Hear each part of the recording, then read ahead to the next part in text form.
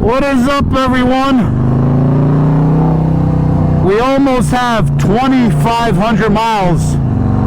So I figured, what the hell, let's do a 2,500 mile review on Mad Max. Let's go over all of the parts, let's go over all the upgrades, and let's go over what I think my suggestions are to you as far as would I do it again, would I not do it again, what would I change, what should have I done or should have not done.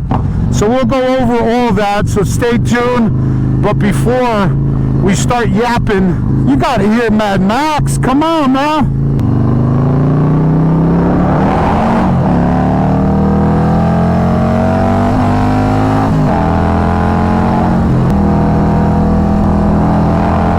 Ah, 38 degrees, cloudy out. That's all right, roads are clean.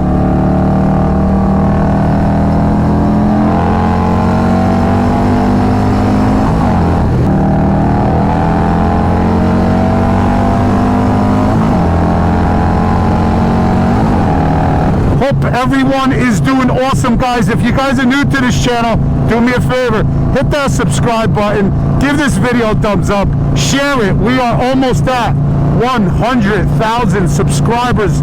I cannot believe it.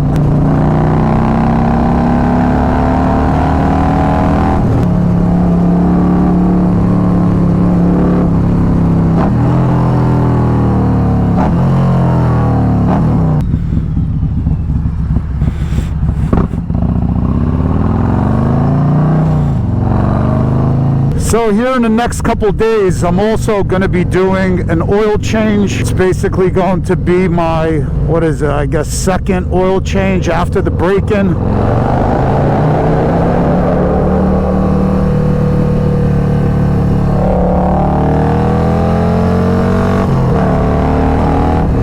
So we'll do the oil change, make sure everything's on the up and up, and I definitely try to be on top of my oil changes and all my fluid changes. I'm always trying to make sure that I do them within the recommended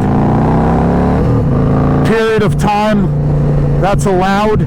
Sometimes I do obviously go a little over if I am on a longer trip and I'm not around home or in the area. If I'm at a rally like I was in Daytona, I got my oil changed over by Adam from Amsoil Oil. So you know, you always try to be on top of it. If anything, try to replace your fluids even before they need to be, especially if you have ridden your motorcycle in extreme temperatures. That is very important because the oil does break down. It doesn't have the correct characteristics anymore when the oil has been like fried or overheated. So for instance, like if you ridden your bike say a week with 107 degree temperatures, 100 degree temperatures, it's a good idea to change your oil way before the recommended whatever 3,000 miles. If you're using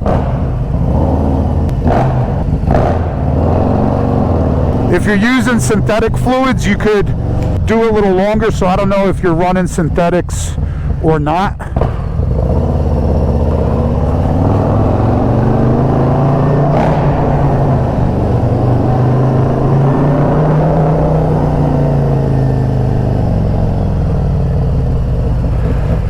But like I said, it all depends what you're running in the bike. But my recommendation is, you change them definitely way sooner than later.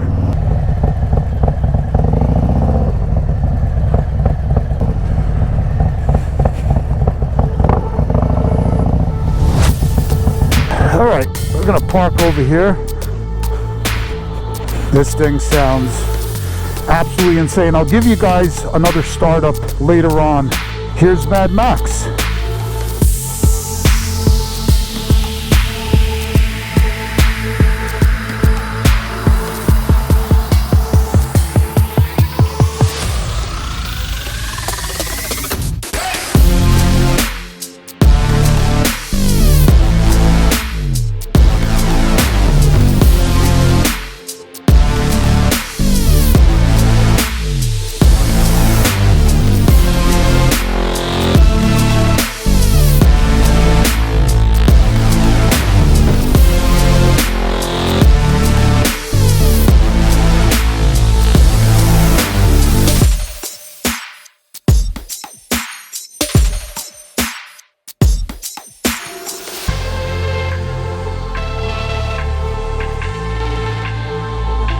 Okay, let's talk about Mad Max. So, almost 2,500 miles. Like I said, I wanted to give you guys a review. I think that's enough miles to definitely fully understand how Mad Max is working, how everything is operating, how everything feels. Is it good? Is it not good? So let me start off, I guess, from the beginning. It might be a little lengthy video, but I'm sure it will help you guys out making the correct decisions as far as what to put on your bike. You know, and that's why I'm really doing this review video, to let you guys know how everything's working. So to start it off with, the Road Glide ST front fender, I love it. I love how the fender looks. As far as the brakes go on the bike, I'm not changing out the brakes as far as right now, or anytime soon. I definitely have enough stopping power. I might change out pads to a more probably high performance pad, possibly. But other than that, the brakes work good. And in my previous experience, I'm not going to go with any other aftermarket bigger rotors or anything like that. I just don't think it's necessary, and I didn't have any good experiences with that. So I'm going to leave the stock calipers, stock rotors on the bike. They're definitely enough stopping power for what I need. Now, as far as the Clockworks windshield, I did have, they're fantastic, by the way. They're awesome, the Sport Flare. Definitely the best windshield on the market. I did have the 9-inch Sport Flare, but then Clockworks told me that they just came out with this 11-inch Sport Flare windshield, and I did need a little bit, because I'm 6 foot 2 inches tall, I did need a little bit more wind protection because I was getting a tiny bit of buffeting in the top of the helmet, top of the head. So this 11-inch Sport Flare windshield works absolutely beautiful. I get no wind buffeting. I get crystal clear audio in my moto vlogs now. The windshield does help out a lot. If you could get that wind off of your helmet, off of your body, that's going to equate to a clearer moto vlog, a clearer audio signal in your moto vlogs. Also, the helmet, which I'll get into in a moment, but I would definitely recommend the 11-inch Sport Flare windshield. I love it. I also have the Clockworks windshield trim. I just think it finishes off the bike really nice. So staying with the front, I still do have the stock tires on. I'm gonna run them into the ground and then definitely replace them with the Michelin Commander 3s, because I had the Michelin Commander 3s on my previous bike, Silverback. Go back and check that out. But they are an exceptional tire. In the rain, in the cold, in the heat, whatever. Love it.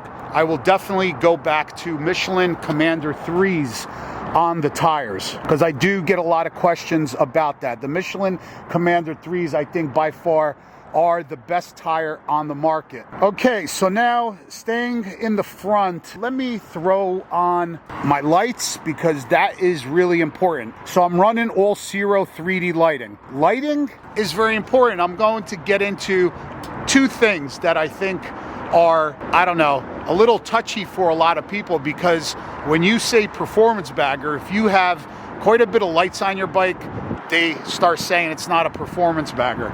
So it just doesn't make any sense.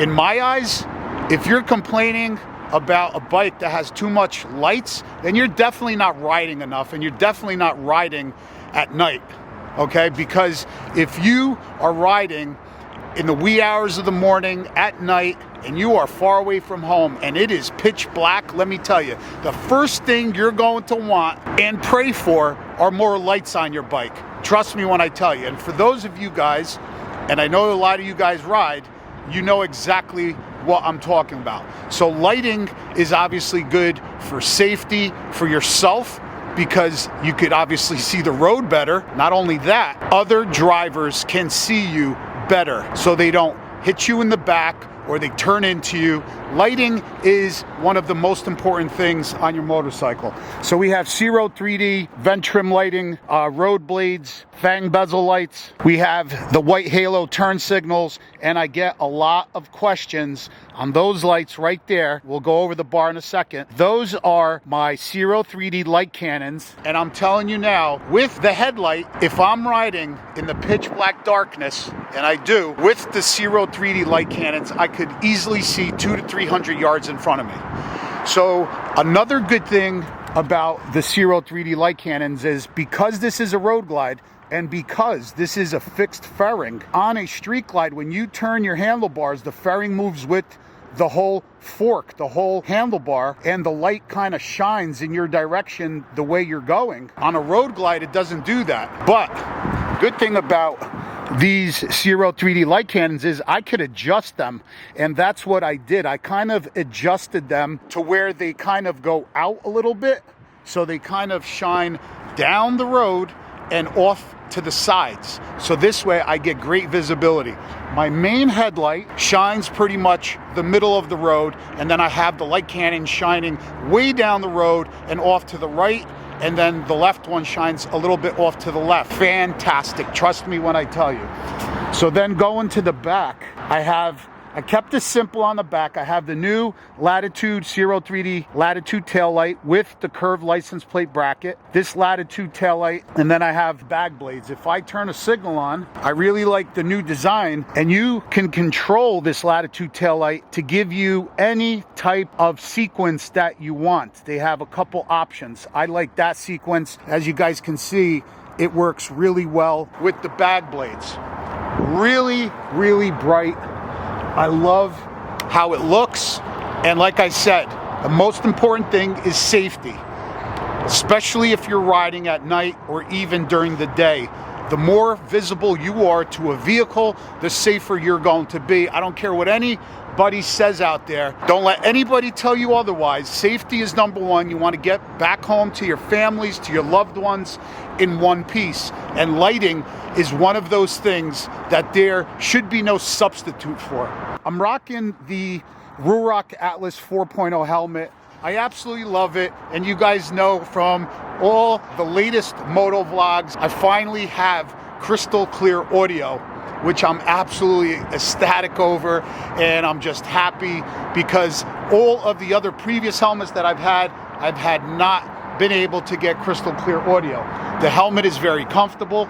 It looks badass. It's light. It has everything that I need, and the build quality is definitely good. So then coming over to the bars, we did a Kraus ODI bar, which is a 4-inch rise. Then we did 8-inch Kraus kickback risers, so I got a total of 12 inches in height. And then we did the Kraus triple tree. So what that does is that eliminates that whole nacelle there, all the plastics and everything. And as you guys can see, I still have the fork lock right there. I can still lock my fork. And what's awesome is now that I could just turn the bike on. I don't have the main switch anymore. I just, as long as my key fob is with me, I just turn the switch and the whole bike comes on, as you guys can see, which I love. It's a lot simpler. I don't have to go to the main ignition switch and turn that on. Staying on top, I kept the stock mirrors. I like them. Visibility, again, you need great visibility. If you ride a lot, those tiny little mirrors, useless. Throw them in the garbage. Get yourself some good mirrors. You definitely, if you have to quickly turn into the next lane, you're going to be praying for some good mirrors. All right, so we'll stay on top by the bars. Memphis Shades handguards, lifesaver. Okay, lifesaver. Some people do say that they don't like the look. That's fine, whatever. I love the look, and not only do I love the look, they are very, very functional. To keep that cold wind off of your hands, to keep the rain off of your hands when you're riding on a highway. The rain feels like pins and needles. So this is an absolute must for my personal bikes all the time. Flow Motorsport levers. I will not use another lever. They're thin, they're adjustable, they're breakaway. I love them. They're fully adjustable here, and this way, when I have a glove on, or if you have a smaller hand and you want to adjust that lever closer or further away from the hand grip, the Flow Motorsport levers are fantastic. And like I said, they are nice and thin, so in the winter, when you do have a bulky glove on, it doesn't feel so cumbersome like the stock levers do. I can't not ride the bike with stock levers. I get a great feel from the Flow Motorsport lever. That's why I really like them. I did notice another thing on Instagram. Harley Davidson did come out with a light switch pack for both sides, which is illuminated. I might do that because riding at night, you do start sometimes fumbling around looking for switches. So that's something to think about down the road. Going back up to the top here, a lot of people were asking me where my Easy Pass was. My Easy Pass is right there, but a lot of people can't see it because what I did was, this is underneath is 3M, that Velcro, that really good Velcro. I could take it off if I go into whatever restaurant, into the hotel, if I don't want anybody stealing it. But I painted it black so it doesn't look like crap and it's out of the eye, right? So no one really sees it. So I got my Easy Pass there. It reads the Easy Pass every single time. I don't keep it. A lot of people keep it in their cubby. Sometimes it doesn't read. A lot of people keep it in their bags or in their jacket pocket. I don't do that. I want it up top. I don't want a friggin' letter in the mail coming that I owe them 50 bucks because my Easy Pass didn't read. So I keep it on the top. Going back down, I got the Santoro Fabrics crash bar. Love the crash bar. It's simplistic, it's simple, it's built like a brick, you know what. Really good quality. Then I was able to obviously eliminate the brackets for the fairing that hold the fairing. If you do the Santoro Fabrics bar, you got to go to this Y bracket right here, and I was able to pick that up on eBay, I believe. Now going to the suspension. The suspension on this bike is excellent. I'll tell you why. For me, again, because I am 6 foot 2 inches tall, when I had Silverback or any other Harley, and I've had about 10 of them, I've always, when I sat on them, it always felt like I was literally sitting on a go-kart because I'm tall. I didn't really like that feeling. So what we did was, on Mad Max, I did the +2 Diamond Lane fork tubes, black anodized, and then we did a GP +2 suspension, which is fully adjustable, preload, dampening, rebound, everything. They're fully adjustable. And what's great also about having the Kraus Triple Tree and having all of this plastics and everything eliminated, the suspension adjustments are right there in the middle, open for you to adjust at any time. So I like that. Also, the GP +2 cartridges are sprung for my weight, so I actually had to give the company my weight. I had to, they basically sprung the cartridges for my weight, and that's really how it should be done, because a suspension for a 150-pound person is not going to be the same as the suspension for myself, where with gear I'm probably about 220 pounds. So it's going to be totally different. So the front suspension +2 GP. On the back, I'm running the Legend Revo Arc 14-inch. Okay, so that's 14-inch. So the bike is 2 inches taller in the front, and it's 2 inches taller in the back. And now the whole bike is sitting 2 inches taller. And because of that, I had to run a +1 kickstand with a 1-inch block, as you guys can see right there. So this way, the bike, when I put the kickstand down, it doesn't lean too far over. It's got pretty much like a normal lean right now. And the suspension is just absolutely amazing. That's all I could say. I love the way the suspension handles. I love the way the suspension feels, how it absorbs all of the bumps and imperfections in a road because I have more travel on the suspension. So really love it. I'm super happy. I don't think I would have another Harley any other way. Also, going back to the bars, absolutely love them. Nothing I would change. probably the most comfortable that I've ever been on a motorcycle, having these bars. The way they're wide, you could really throw the bike over from left to right.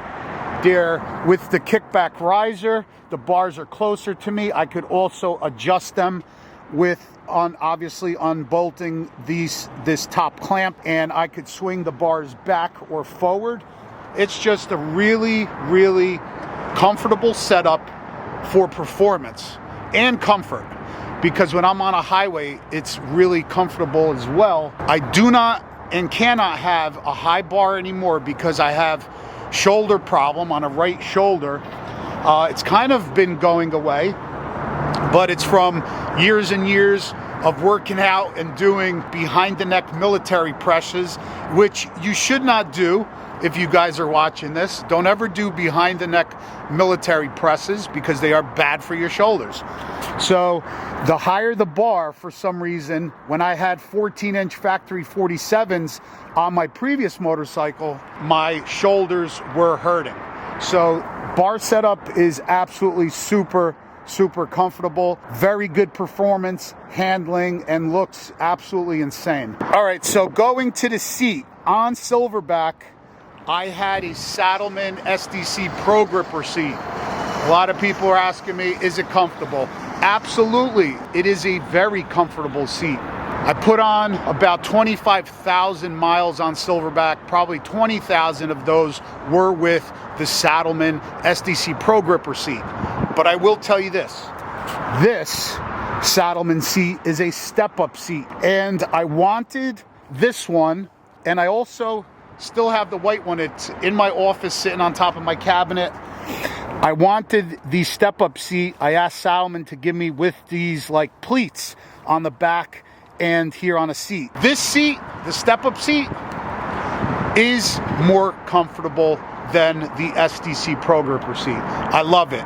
Probably if I needed more comfort, I'm definitely without a doubt going to the Saddlemen Road Sofa. And it looks really amazing too. Joe has it on his bike.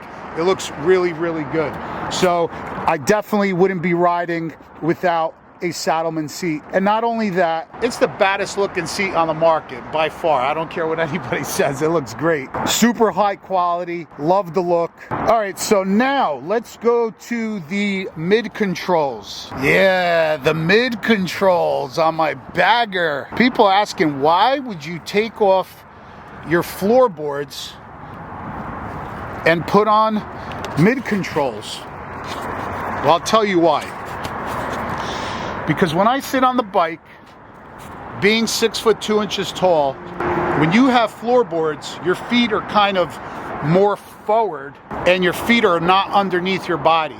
With the mid controls, my feet, I feel like not that like I'm on a sport bike, but I feel like I'm on more like on an ADV bike, on an adventure bike, where the leg positioning, your feet positioning are more underneath you. Then your legs are able to withstand a little bit more of that weight, instead of when your feet are more forward, all of your weight is really down on your spine and down on your ass. Trust me when I tell you. With the mid controls, having my feet a little bit further back, just that tiny little bit, I'm able to absorb some of the weight from the top of my body so it doesn't go all the way down onto my spine and down to my ass, which also prevents in long distance trips from your ass really hurting bad after hundreds and hundreds of miles for several days. So that's probably the number one reason why I love it. Second thing is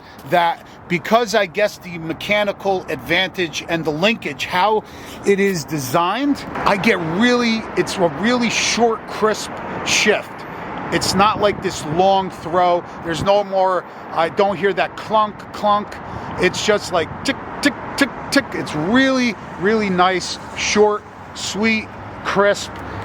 Even the braking, I just love it. Big, as you guys can see, big pegs.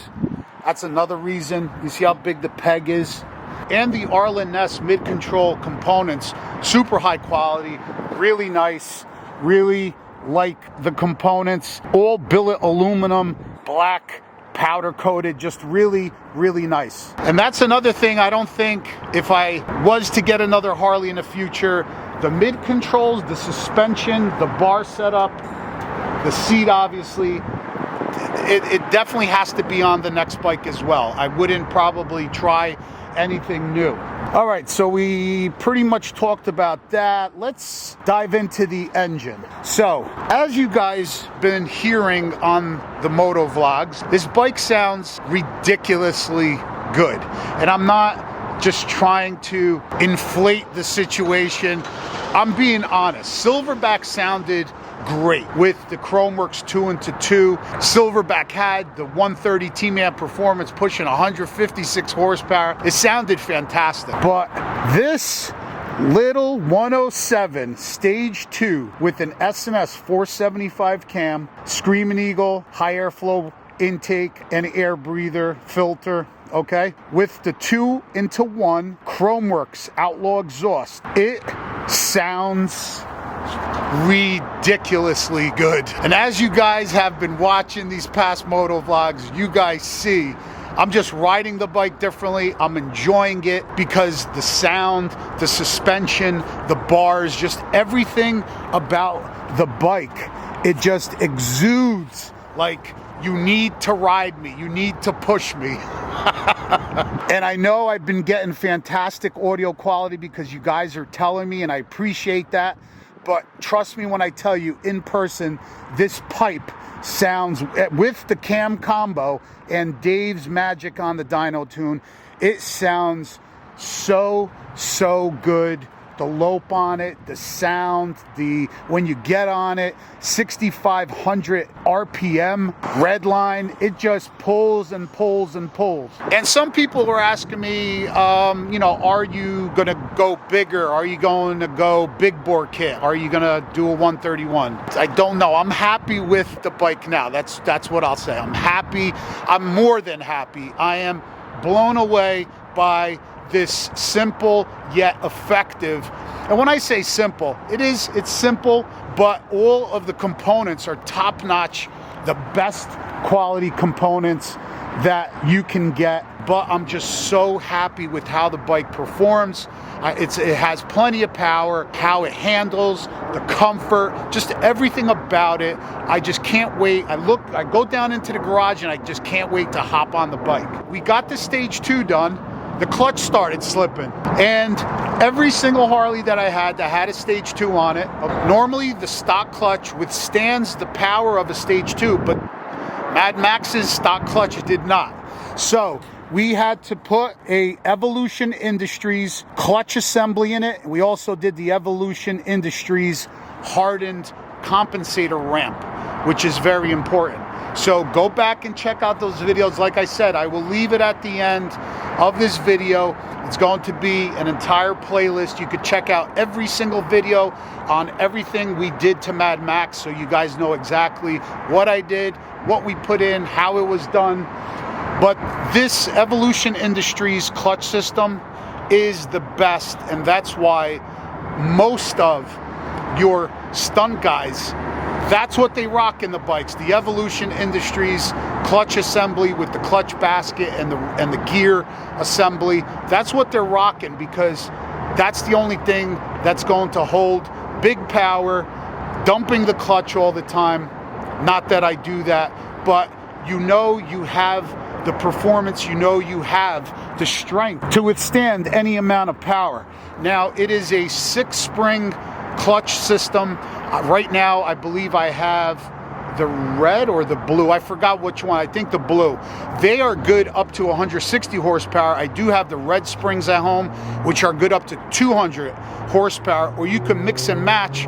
You could put 3 reds and 3 blues. The clutch pull on it, this is a 22 model, so it has a cable clutch. It is, yes, it's a little harder to pull. I don't have a issue with it. You're gonna get used to it. You'll build up your forearms, but it's not that hard to pull. But I love the clutch, and actually I do like to have the cable clutch system because the adjustment, I could adjust the clutch very simply, literally in 10 minutes, popping that primary cover off and adjusting my clutch whenever I need to. So as far as the motor goes, I'm not doing anything to this 107, anything else. I'm not putting any fans on it at the moment. Another thing is, as you guys can see, I do not have the heat deflectors right there. I'll tell you one thing, I'm not putting them on. And this is the big reason why.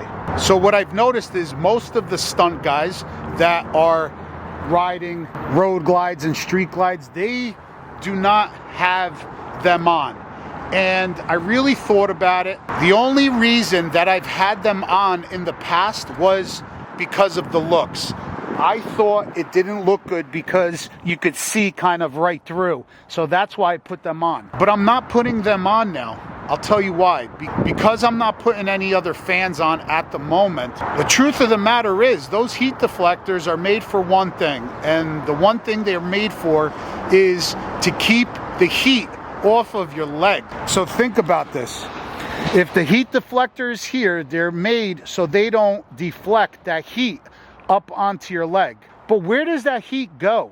And I was thinking about that. Let me know in the comments if any of you guys think the same or really know the situation. But in my eyes now, if you have those heat deflectors on now, they're going to trap that heat in this pocket right here in the back. It's going to be hard for the air to escape, and it's going to be heating up that back number 2 cylinder. Those are my thoughts. So I'm going to actually keep them off. The heat hasn't been bothering my legs or does bother my legs. So I'm actually going to keep them off. But if you really think about the design of them, they are meant, like I said, to keep the heat off your legs. But then again, I think it's trapping that hot air and it's not allowing for air to escape, if that makes any sense. So let me know in the comments as well. So other than that, I do have the Tour Pack, which I love. It's at home, definitely on long trips. I'm going to be rocking the Tour Pack. I have, like I already told you guys before, the stock wheels I'm going to be keeping them on. No plans in changing that. I've had no issues with the bike, 0 issues with any components. I just absolutely love how this build came out. So if you guys have any other questions, if I didn't get to anything or if I forgot something, hit me up in the comments. I will be absolutely happy to answer any of your questions. But I think I went over everything. I have the Hogworks cargo rack here, which I love. It looks absolutely badass. And obviously, don't forget, get yourself some Indy Ridge boots. Use code Fanatix. Get yourself 10% off. They are the best riding boot on the market. And let me tell you, they look so good. You could wear these damn things every single day. Somebody just asked me today, who makes those boots? I told him Indy Ridge. I said, oh, you ride? He goes, no, I don't ride. I go, oh, okay. He goes, oh, they just look so good. I want to buy a pair just to wear. Transmission is stock. I am going to be keeping the belt drive. No need to do a chain conversion. If you're doing 150, 160 horsepower, then I would absolutely highly recommend doing a chain conversion. But then again, you know, chain conversion, you're looking at a lot more maintenance, 400 or 500 miles. You got to clean that chain, you got to lube that chain. So I'm actually happy, to tell you the truth, to have a belt. So like I said, I think I covered everything. Thanks guys, thanks so much for watching. We are almost at 100,000 subscribers. We got to get there this year. Do me a favor, hit that subscribe button, give this video a thumbs up, and we will see you on the next one, because Cycle Fanatix is riding all winter long. Peace out.